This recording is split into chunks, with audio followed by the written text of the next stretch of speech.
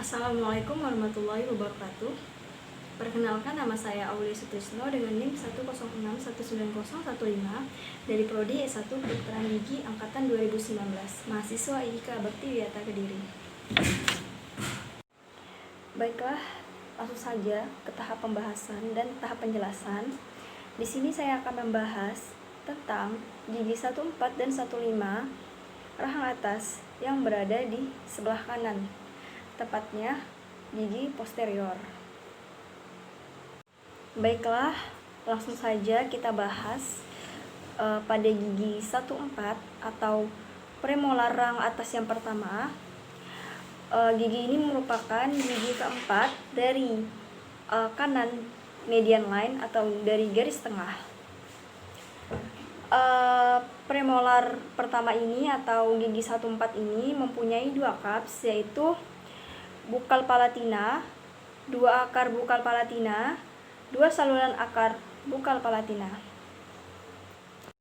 Baiklah, langsung saja ke aspek-aspeknya atau ke 5 pandangan dari premolar rahang atas atau disebut juga gigi 14. Premolar ini mempunyai 5 aspek atau 5 pandangan, yaitu yang pertama ada aspek bukal, palatal, mesial, distal, dan oklusal. Yang pertama saya akan jelaskan tentang aspek bukal. Aspek bukal ini pada bagian cervical line-nya lebih melengkung pada apexnya, serta apexnya ini lebih mengarah ke distal. Dan bentuk pada mahkotanya ini atau bentuk pada koronanya ini lebih seperti gigi canines atau gigi 13. Dan pada gigi 14 ini, pada aspek bukal ini terdapat buccal ridge. Baiklah, selanjutnya kita masuk ke pandangan palatal pada gigi 14. Pandangan palatal atau aspek palatal ini hampir sama dengan aspek bukal. Pandangan palatal ini terlihat dua cups, yaitu cupsnya ini pada cups bukalnya terlihat sebagian, lalu cervical line pada pandangan palatal ini hampir lurus. Baiklah, kita masuk ke pandangan berikutnya atau aspek mesial pada gigi 14. Nah, pada pandangan mesial atau aspek mesial ini terlihat dua cups yang dimana cups bukalnya ini lebih panjang 1 mm daripada cups palatinalnya. Lalu terlihat dua akar yang membelok.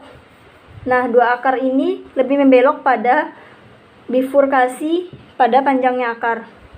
Selanjutnya, permukaan bukalnya ini lebih cembung dibanding permukaan palatinal. Dan cervical line-nya ini lebih melengkung ke incisal dan sedikit hampir lurus. Dan dari titik kontak sampai bifurkasi terdapat depression.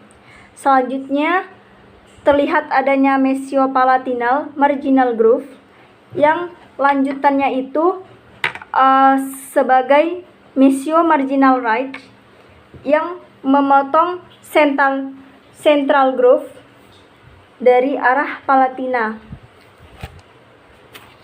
Selanjutnya masuk pada pandangan distal gigi 14. Pandangan distal. Pandangan distal ini hampir sama dengan pandangan mesial. Yang membedakannya yaitu dua akarnya ini lebih mendekat ke apex, lalu tidak terdapat depression, tidak sama seperti pandangan mesial ini terdapat depression, lalu tidak terdapat groove pada pandangan distal ini dibanding pandangan mesial yang terdapat groove.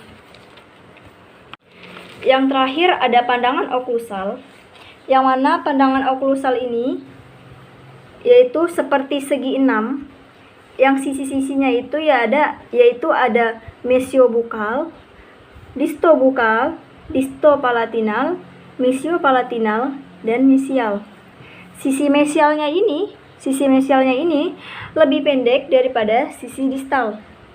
Dan permukaan distalnya ini lebih dibatasi oleh distal marginal ridge, mesial marginal ridge, lereng-lereng dari buccal cups, dan lereng-lereng dari palatinal cups. Pada aspek oklusal ini, lereng mesiobukal dan mesio-marginal right-nya ini 90 derajat. Dan lereng distobukal dengan distal marginal right-nya ini lebih membundar. Selanjutnya kita masuk ke dalam penjelasan gigi 15 atau bisa disebut dengan premolar kedua atas dari sebelah kanan garis median line. Gigi 15 ini merupakan gigi atas kelima kanan dari garis median line, mempunyai satu akar dan mempunyai saluran akar satu juga, dan mempunyai dua cups, bukal dan palatinal. Lalu bentuknya ini mirip seperti premolar 1 atau gigi 14. Selanjutnya kita masuk ke penjelasan pada aspek-aspeknya, yaitu pertama ada aspek bukal. Di sini aspek bukal ini terlihat satu cups, cervical line-nya ini lebih melengkung ke arah apexnya. Lalu kita masuk ke pandangan palatal atau palatinal, terlihat satu cup juga, sama seperti pandangan bukal, tetapi pada pandangan palatinal ini cups bukalnya ini hampir tidak terlihat sebab tinggi cupsnya sama. Baiklah, selanjutnya kita masuk pada aspek atau pandangan mesial pada gigi 15. Pandangan mesial. Di sini pandangan mesialnya ini terlihat dua cups yang sama tinggi. Lalu cervical line-nya ini hampir melengkung sedikit ke arah oklusal. Dan kita masuk ke pandangan distal. Distal ini sama seperti pandangan mesial, terdapat dua cups juga yang sama tingginya. Cervical line-nya ini hampir lurus. Selanjutnya kita masuk pada pandangan oklusal atau aspek oklusal pada gigi 15. Nah, pandangan oklusal ini mesial marginal right-nya ini lebih tipis daripada distal marginal right, dan sulcusnya ini dangkal sehingga cupsnya ini lebih pendek daripada cups premolar satu atas. Terus selanjutnya fissurnya ini berbentuk seperti fissure premolar satu atas, tetapi terdapat supplemental groove. Baiklah, mungkin sekian penjelasan video tentang penjelasan gigi 15 dan gigi 14 pada rahang atas atau maksila, yaitu tepatnya pada gigi posterior, premolar 1 dan premolar 2. Mungkin jika ada salah kata atau salah dalam pengucapan pada saat saya menjelaskan, mohon maaf yang sebesar-besarnya. Wassalamualaikum warahmatullahi wabarakatuh.